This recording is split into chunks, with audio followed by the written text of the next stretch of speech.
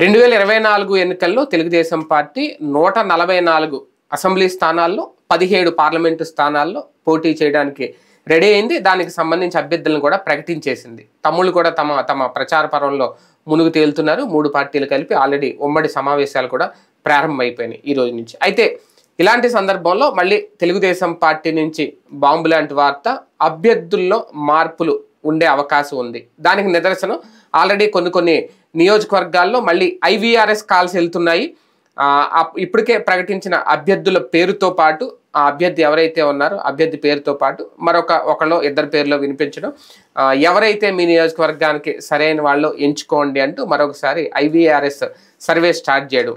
అంటే ఒక రకంగా ఇది గుండెల్లో రైలు పరిగెడుతున్నాయి అభ్యర్థులకి. ఆల్రెడీ మేమే ఫిక్స్ అనుకుని వాళ్ళు ప్రచార పర్వం మొదలు పెట్టేసుకుని డబ్బులు కూడా ఖర్చు పెట్టేస్తున్నారు. అలాగే కొన్ని నియోజకవర్గాల్లో చూసుకుంటే శ్రీకాకుళం దగ్గర నుంచి చూసుకుంటే ప్రధానంగా ఉత్తరాంధ్రలోను గోదావరి జిల్లాలో అనపర్తి కానివ్వండి, ఆ శ్రీకాకుళంలో కొన్ని నియోజకవర్గాలు కానివ్వండి, అభ్యర్థుల మార్పుకి ఇంట్రెస్ట్ చూపిస్తున్నారు చంద్రబాబు నాయుడు గారు. అదే కనుక జరిగితే అనవసరంగా కెలుక్కున్నట్టు అవుతుందా, లేదంటే భయపడి మార్పులు చేయాల్సిన అవసరం ఉంది అని చెప్పి గ్రహించారా చంద్రబాబు నాయుడు గారు? ఇది అంశం గారు చర్చించే ప్రయత్నం చేద్దాం. సార్, ఇప్పటివరకు ఉండదేమో మార్పులు, పొత్తుకు సంబంధించి 1-2 చోట్ల ఉంటాయేమో అని, కానీ చాలా నియోజకవర్గాల్లో మళ్ళీ ఈ IVRS సర్వే స్టార్ట్ చేశారు.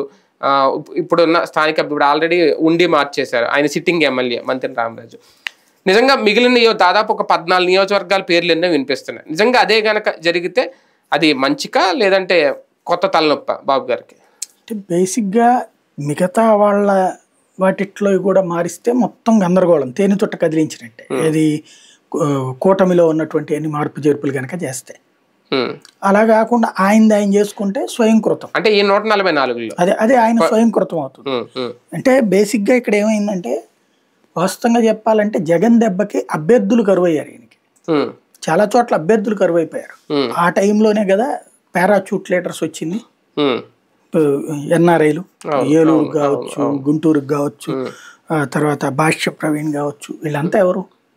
Party sympathisers. పార్టీ సింపథైజర్స్ అర్జెంట్గా అభ్యర్థులు అయ్యారు. అప్పటిదాకా పార్టీ నమ్ముకున్న వాళ్ళు పక్కకి వెళ్ళిపోయారు. ఇప్పుడు గుంటూరు టు మాధవి కావచ్చు, వీళ్ళందరూ పార్టీ పుట్టినప్పటి నుంచి ఉన్నటువంటి వాళ్ళు కాదు కదా, పార్టీ అభిమానులు వీళ్ళందరూ. ఈ అభిమానుల ఇంపాక్ట్తో వచ్చినటువంటి సమస్య ఏంటంటే, లోకల్గా వాళ్ళకి ఒక వ్యతిరేకత. వాళ్ళు ఆటోమేటిక్గా మనం పంపిస్తే అదే సర్దుకుంటారులే అనుకున్నారు. పాత రోజుల్లో ఏంటంటే ఇక వేరే గమ్యం లేదు. ఇంకొకటి ఆల్టర్నేటివ్ కాంగ్రెస్ పార్టీ అంటే దాంట్లో ప్రతి నియోజకవర్గానికి 2-3 నాయకులు ఉండేవాళ్ళు, కొట్టుకు చేస్తూ ఉండేవాళ్ళు. కాబట్టి ఇక ఫ్యూచర్ ఉండదు కదా అన్న ఉద్దేశంతో వినమ్రంగా ఉండేవాళ్ళు. అవతల ఏమన్నా అవకాశం ఇస్తే మాత్రమే అవతలకు పోతుండేవాళ్ళు. అలా కాకుండా ఇప్పుడేంటి, ప్రాంతీయ పార్టీ పక్కన వైఎస్ఆర్ కాంగ్రెస్ పార్టీ ఉంది, రేపో మాపో భారతీయ జనతా పార్టీ కూడా మళ్ళీ బయటకు వచ్చేస్తుంది అనేది నమ్మకం ఉంది. అంటే ఇది కూటమి గెలిస్తే గనక వీళ్ళకి వర్కౌట్ ఉండదు. కూటమి గెలవకపోతే గనక ఎవడికి దోవన వాడే అవుతుంది రేపు పొద్దున. అప్పుడు ఆల్టర్నేటివ్ ఉంటుంది. ఇంకోటి, ఇప్పుడు మళ్ళీ కాంగ్రెస్ పార్టీ పుంజుకునే ప్రయత్నం చేస్తుంటాం కాబట్టి బహుళ ఛాయిస్లు ఉన్నాయి. బహుళ ఛాయిస్లు ఉన్నటువంటి సందర్భంలో ఇప్పుడు భయపడే సిచ్యుయేషన్ ఉండదు. అందువల్ల ఏమవుతున్నదంటే, ఈయన అభ్యర్థిని పెట్టినా పట్టించుకోవట్లా, వింటల్లా. ఇప్పుడు ఫర్ ఎగ్జాంపుల్ మీరు చెప్పినటువంటి ఉండిలోనే ఇంతవరకు పేరు అనౌన్స్ చేయలేదు. చూడండి, చంద్రబాబు రఘురామకృష్ణరాజు వెళ్ళాడు, కలిశాడు, ఆయన చెప్పుకున్నాడు మీడియాకి నాకే సీట్ అని చెప్పేసి. చంద్రబాబు గారు ఎవరికి చెప్పాలి అక్కడ. కానీ ఆయనదని రఘురామకృష్ణరాజు చెప్పగానే వీళ్ళు ధర్నా చేశారు. చంద్రబాబు అవతలకి వెళ్ళిపోయారు. ఈ రోజు వరకు ప్రెస్ నోట్ ఏం రిలీజ్ చేయలేదు కదా సీటుది. రెండో పక్కన రఘురామకృష్ణరాజు ఏమన్నాడు, ఎమ్మెల్యేనో ఎంపీనో ఏదో ఒకటి తేలాలి నాది అంటున్నాడు. ఇంతకుముందు ఏంటంటే కండవా ఎందుకు కప్పుకోవాలి, సో కాల్డ్ ఆఫ్టర్ ఆల్ అది అన్నాడు. ఇప్పుడు కండవా లేకపోతే కనుక సీటే అడిగే హక్కు నీకు లేదురా నాయన అనేటప్పటికి ఇప్పుడు ముందెళ్ళి కండవా కప్పుకున్నారు. మంత్రి రామరాజు గారిని ఏదో పిలిచి మాట్లాడారు అన్నారు. ఆయన కూడా నేను చెప్పాల్సింది చెప్పేసాను, నేను ఇండిపెండెంట్ గా అయినా దిగిపోతాను కానీ పోటీలో ఉంటాను ఖచ్చితంగా అని తేలి చెప్పేశారు. అది తాజాగా చెప్పినాడు, ఆ రోజు చెప్పలేదు. ఆ రోజు చెప్పలేదు, నిన్న ఏదో. కాబట్టి దాంతో ఇప్పుడు వచ్చినటువంటిది ఇట్లా జరిగింది. కాబట్టి ఇప్పుడు అతను రేబల్ ఉంటాడు. ఇప్పుడు శివరామరాజు ఏమన్నా తగ్గాడా? తగ్గలేదు కదా. ఇప్పుడు దాదాపుగా 12 నుంచి 14 ప్లేస్ టోటల్ గా 24 మంది రెబల్స్ సిద్ధంగా ఉన్నారు ఓన్లీ టీడీపీలో. అందులో 12-13 మంది టీడీపీ మీదనే, 12-13 మంది టీడీపీ మీదనే.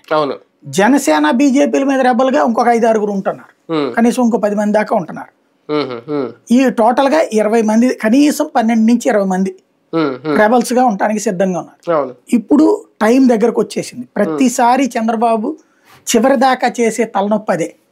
అంటే ప్రతిసారి కూడా సాగతీస్తానే ఉంటాడు లాస్ట్ సెకండ్. ప్రతిసారి కన్నా ఈసారి కొంచెం డిఫరెన్స్ గా ఉందేమో అనుకుంటున్నాను. ప్రతిసారి ఏంటంటే అభ్యర్థులు ప్రకటించడంలో లేట్ చేసి లాస్ట్ మినిట్ వరకు బీఫామ్ ఇవ్వడంలో లేట్ చేసేవారు, ఇంకా నామినేషన్ వేసి ముందు ఇచ్చేవారు అనేది. ఇప్పుడు ఆల్రెడీ ముందు అభ్యర్థులు ప్రకటించేసి వాళ్ళు ఆల్రెడీ ప్రచారాలు చేసేసుకుంటుంటే ఇప్పుడు మారుస్తాను అని చెప్పడం. ప్రతిసారి కూడా నామినేషన్లు వేసేసుకున్నాక కూడా ఎవడు ఉండాలో తేల్చి మిగతా వాళ్ళని విత్డ్రా చేసుకోకపోవడం, ఇది రచ్చ నడిచేది. ఈ ట్రిప్ ఏంటి చివరిసారి దాకా కూడా సాగదీస్తున్నారని ఎందుకు అనాల్సి వస్తుందంటే ఈ దఫా ముగ్గురు దాంట్లో ఒక రచ్చ. మళ్ళీ ఇప్పుడు అనౌన్స్ చేసేసాక, సీట్లు అనౌన్స్ చేసేసాక తీసేసింది లేదు గతంలో. సీట్లు ఇవ్వడమే లేటు. ఈ దఫా ముందే ఇచ్చేసి తీయడం, ఇది ఇంకా తలనొప్పి. ఏంటంటే వస్తదిలే అని చివరిదాకా ముగ్గురు కొట్లాడుకోవడం వేరు. ఇప్పుడు ఇతనికి అనుకున్నాక ఇక డబ్బులు ఖర్చు పెట్టడం బిగించేసి ఉంటాడు. ఇది రాజకీయం అంటే వాళ్ళ ఖర్చే. ఇవాళ ఒక రోజున మీటింగ్ పెడితే 1000 మంది అంటే 1000 × 1000 రూపాయలు సింపుల్ లెక్క. అక్కడ 10 లక్షలు అక్కడ ఖర్చు అయిపోతుంది ఒక రోజుకి. అందులో గోదావరి జిల్లాలని మీకు బాగా తెలుసు, ఇంకా ఎక్కువ ఖర్చు అవుతుంది. అలాంటి సందర్భంలో అంతంత ఖర్చు పెట్టాక ఇప్పుడు అకస్మాత్తుగా వచ్చేసి నువ్వు కాదు పొమ్మంటే డబ్బులు ఎవరిస్తారు? డబ్బు పోయా శని బట్టి అన్నట్టు వాడి పరువు పోయా. అంటే ఇతను గెలవడంటారా అందుకని తీసేశారంటారా అనేటువంటి ఫీలింగ్ ఎట్టుంటది? అభ్యర్థులు వీక్ గా ఉన్నారు ఈ నియోజకవర్గాల్లో అని చెప్పి సర్వేలు చెబుతుంటే మార్చాల్సి వస్తుందా, లేదంటే నిజంగా అక్కడ వైసీపీకి ఉన్న బలమైన అభ్యర్థి దృష్ట్యా గెలవలేమని చెప్పి బాబు గారు ఆలోచించి మార్చాల్సి వస్తుంది? అప్పుడు మాల్టోవా బూస్ట్ అయ్యి ఉంటాయి కదా, ఇస్తే సరిపోతుంది కదా వీక్ గా ఉంటే.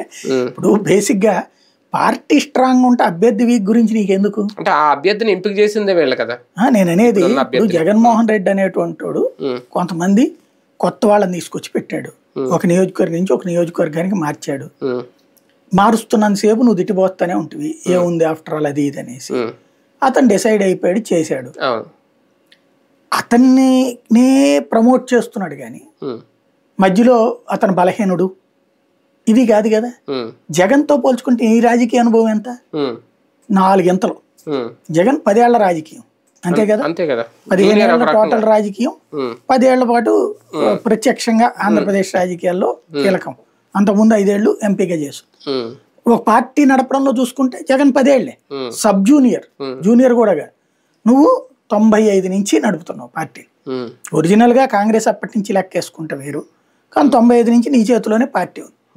అంత సమర్థుడైనటువంటి వాడికి ఇవాళ రోజున జగన్ ఎత్తుల ముందు వీక్ అయిపోవట్లే. జగన్ స్ట్రాటజీ తనేమనుకుంటున్నాడు ఫైనల్ చేసేసాడు. అంటే జగన్ అభ్యర్థి ముందు నువ్వు భయపడిపోయి నీ అభ్యర్థిని మారుస్తున్నావు. మళ్ళీ నీ అభ్యర్థి ఇప్పుడు జగన్ని చూసి భయపడిపోయి ముగ్గురుతో పొత్తు పెట్టుకోవాల్సి వచ్చింది. కేంద్రంలో ఒకళ్ళతో, చరిష్మాటిక్ లీడర్తో ఒకళ్ళతో, ఇద్దరితో పొత్తు. అదే ఒక బలహీనత అనుకుంటే అభ్యర్థులు ప్రకటించాక మళ్ళీ మార్చడం అంటే ఎంత బలహీనత అవుతుంది? అంటే జగన్ అభ్యర్థులు ఆఫ్టర్ ఆల్ ఎంత అసలు జగన్కి అయిపోయింది పని అని చెప్తా, ఇప్పుడు ఈ స్థాయిలో ఎట్లా వస్తుంది అసలు తేడా? అదే ఇక్కడ అసలు లెక్క. శ్రీకాకుళం నుంచి అంటే కొన్ని నియోజకవర్గాలు ఆల్రెడీ మాడుగుల్లో మారుస్తారని చెప్పి వాళ్ళు ఆల్రెడీ ధర్నాలు కూడా చేస్తున్నారు. అలాగే కురుపాంలో కూడా సీటు మారుస్తారు అనేది కొన్ని అంటే పర్టికులర్ గా అక్కడ వైసీపీ బలం ఉన్న చోటే మార్చాలనే ఆలోచన. కొన్ని సర్వేలు ఖచ్చితంగా ఈ స్థానాల్లో మళ్ళీ వైసీపీ గెలుస్తుందని కొన్ని సర్వేలు చెప్పడం, అందుకని తీసుకున్నారా ఈ నిర్ణయం అంటున్నాను నేను. అదేం లేదు, డబ్బులు అంతకంటే ఎక్కువ ఇచ్చేవాడు ఎవడో దొరుకుంటాడు. ఇప్పుడు గెలిచేది పార్టీ చూసి గెలుస్తారంటున్నావా, అభ్యర్థిని చూసి గెలుస్తారంటున్నావా? పార్టీ అనేది నెంబర్ 1. రెండోది అభ్యర్థిని వీళ్ళు ఏం చూస్తున్నారా? డబ్బు. పాత అభ్యర్థి 10 కోట్లు ఖర్చు పెడతాడంటే ఇప్పుడు వచ్చేటువంటి అభ్యర్థి 25 కోట్లు దొరికాడు అనుకోండి, వాళ్ళని పెట్టండి. అదే రూట్ లో నడుస్తుంది ఇప్పుడు. అంతే. మరి ఇప్పుడు ఆ అభ్యర్థుల పరిస్థితి ఏంటి ఒకవేళ అదే కనుక జరిగితే? ఏముంది, ఎదురు తిరగడం, లేకపోతే నీకు ఎమ్మెల్సీ ఇస్తాను, రాజ్యసభ ఇస్తాను, లేకపోతే కనుక చూసుకుంటాను. ఇప్పుడు ఎంతమంది కానీ ఎమ్మెల్సీలు ఇస్తారు?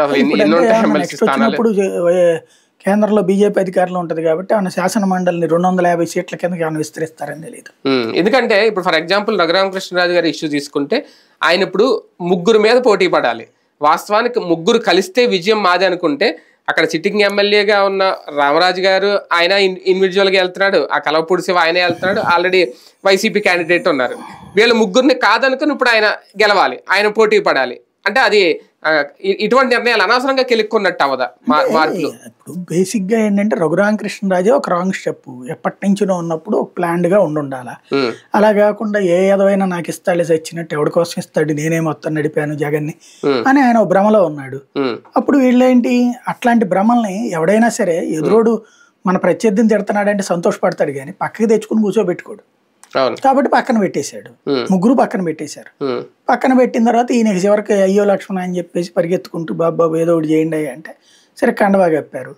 కప్పిన తర్వాత నేను 100 కోట్లైనా ఖర్చు పెట్టగలను, నాకు సీట్ కావాలన్నటువంటి సందర్భంలో ఇప్పుడు 100 కోట్ల క్యాండిడేట్ దొరికాడు. ఇప్పుడు మరి రామరాజు 50 కోట్లు ఖర్చు పెడతాడట, ఆయన ఎవరు శివరామరాజు 40 కోట్లు ఖర్చు పెడతాడట, ఈయన 100-150 పెడతానంటున్నాడు, ఒక అసెంబ్లీకి 100-150 కాబట్టి ఇస్తున్నారేమో. నిజంగా ఐవీఆర్ఎస్ సిస్టమ్ నమ్ముతున్నారా చంద్రబాబు నాయుడు గారు, లేదంటే అభ్యర్థుల్ని మీరు తీసుకునే నిర్ణయం తీసేసుకుంటా కొత్త డబ్బులు ఉన్నటువంటి ఎవడో దొరికినప్పుడు దాన్ని కవర్ చేయడం కోసం ఇదొకటి. ఇప్పుడు ఐవీఆర్ఎస్ పోలు ఎవరికి చూపెడుతున్నారు? బేసిక్ గా పోల్లో చూపెడితే దేవినేని ఉమాకంటే వసంత కృష్ణ ప్రసాద్ అని అక్కడ పోల్లో ఇచ్చారా? బేసిక్ గా అసలు వసంత కృష్ణ ప్రసాద్ నువ్వు ఐవీఆర్ఎస్ పోల్ ఎందుకు పెట్టావు? నీ సంబంధం లేని పార్టీ వాడు కదా, ఎట్లా పెట్టావు అసలు ప్రాక్టికల్ గా? అంటే ఐవీఆర్ఎస్ ని బూచిగా చూపించే ప్రయత్నం, లేదంటే డైరెక్ట్ గా మాట్లాడి మీకు సీట్ ఇవ్వం వేరే వాళ్ళకి ఇస్తాం మీరు గెలిచేలా లేదు మీకు ఇంకోటి ఏదో ఇస్తామని చెప్తే అయిపోద్ది కదా, మళ్ళీ మధ్యలో ఐవీఆర్ఎస్ డ్రామా ఎందుకు? అట్లాగంటే నేను కొట్టినట్టు నువ్వు తిట్టినట్టు అనేటువంటిది ఒక ఫార్ములా అంతే. ఆయన ఎప్పుడు కూడా చేసేది ఆయన డెసిషన్ తీసుకుంటాడు. ఇప్పుడు చూడండి ఆంధ్రప్రదేశ్ రాష్ట్ర విభజన జరిగింది, చెయ్యాలని ఆయన ఏంది కేసీఆర్ కలుస్తానికి అడిగాడు నువ్వు తెలంగాణకు మద్దతు ఇవ్వాల్సిందే అని 2009లో. దానికి ఒక లెటర్ తయారు చేసేసి దానికి ముందు ఒక బిల్డప్ క్రియేట్ చేయటం. ఎట్లాగా ఎవరో 4గురితో కమిటీ వేశారట, అందులో ఆంధ్ర వాళ్ళంట అయ్యో గజపతి రాజు వీళ్ళందరూ కూర్చుని మేము ఆంధ్ర ప్రజలందరితో మాట్లాడేసాం, రాష్ట్ర విభజనకు ఆంధ్ర ప్రజలందరూ ఒప్పుకున్నారు, అది మేము అధినాయకుడికి నివేదిక ఇచ్చాం, ఆ నివేదిక ఆధారంగా నిర్ణయం తీసుకున్నారు అని వాళ్ళతో చెప్పించడం. ఏ ఆంధ్ర ప్రజల్ని 5 కలిసి వచ్చారు? ఎవడు కలిసి రమ్మన్నాడు, ఎవడు చెప్పాడు వీళ్ళకి రాష్ట్రం విభజన చేయమని? మరి అట్లా చెప్పుంటే సమైక్యాంధ్ర కోసం మళ్ళీ ఉద్యమం ఎవడు చేయమన్నాడు నిన్ను? కాబట్టి ఆయన నిర్ణయం తీసుకుని దానికి చుట్టూ ఒక సాక్ష్యాలు ఆయన సృష్టిస్తాడు. ఇప్పుడు స్కిల్ డెవలప్మెంట్ కుంభకోణంలో కనుక ముందు ఇచ్చేసేసి ఆర్డర్, ఆ తర్వాత దానికి కావాల్సినటువంటి సబ్స్టాన్షియల్ ఎవిడెన్స్ క్రియేట్ చేసుకున్నారు. ఏదో లెటర్ రాసినట్టు ఆ లెటర్కి సమాధానం చెప్పినట్టు అట్లుంటాయి ఇవన్నీ కూడా. అంటే ఇంకా ఎక్కడికక్కడ తేల్చకుండానే ఆల్రెడీ ఈ రోజు నుంచి ఉమ్మడి సభలు కూడా స్టార్ట్ చేసేసారు. అది కూడా గోదావరి జిల్లా నిడదవోలు, ఏలూరు ఇలాగ. అంటే ఇలా ఉమ్మడి ప్రచారం ఇదే ఫస్ట్ టైం అనుకుంటా ముగ్గురు కలిసి. మొన్న అంటే అప్పుడు మోడీ గారు వచ్చారు కాబట్టి పురంధేశ్వర్ గారు ఒక చోట 2 చోట్ల కలుస్తాట, మొత్తం దగ్గర ప్లాన్ లేదట. అంటే పురంధేశ్వర్ గారు కూడా ఉన్నారన్నారు. లెక్క ప్రకారం 2 చోట్ల మాత్రమే ఉందని అంటున్నారు. చూడాలి. అంటే అనపత్తి లాంటి సీట్లు ఇలాగ అంటే బీజేపీతో టైఅప్ అవుతాయి, లేదంటే బద్వేల్ సీట్ ఏదో బనగానపల్లి సీట్ ఏదో మారుస్తారు అన్నప్పుడు అవి తేల్చకుండా ఈ సభలు పెట్టడం అంటే ప్రజల్లో అది కనిపిస్తుందా ఉమ్మడిగా కలిసి? ముందుకు ప్రచారం ఇప్పుడు అట్లాగా మార్చే చోట కాదనుకుంటే వీళ్ళు ఎక్కడైతే ప్రచారం చేస్తున్నారో అక్కడ మార్చట్లా, మిగతా వాళ్ళందరూ భయంతో ఉండాలి. అంటే పొత్తులో భాగంగా కూడా కొన్ని సీట్లు పెండింగ్ పెడతారా మార్చాల్సింది? ఇంకేం లేదు, పొత్తులో వేరేది అయితే గీతే ఏమన్నా జనసేన మార్చాలేమో, బీజేపీ అయితే మార్చనని చెప్పేశాడు కదా. అవును, బీజేపీ అయితే మార్చడానికి అయితే ఏం సిద్ధంగా లేదు. రైట్, చూద్దాం. మొత్తానికి ఈ మార్పులు ఉంటాయనేది అయితే ఖాయం తెలుగుదేశం పార్టీలో స్పష్టం చేసేసారు. కాకపోతే అది ఆ మార్పు మంచిగా లేదంటే తెలుగు తమ్ముళ్ళు మళ్ళీ లేనిపోని తలనొప్పులు తెచ్చిపెట్టుకుంటున్నారా చంద్రబాబు నాయుడు గారు? చూద్దాం.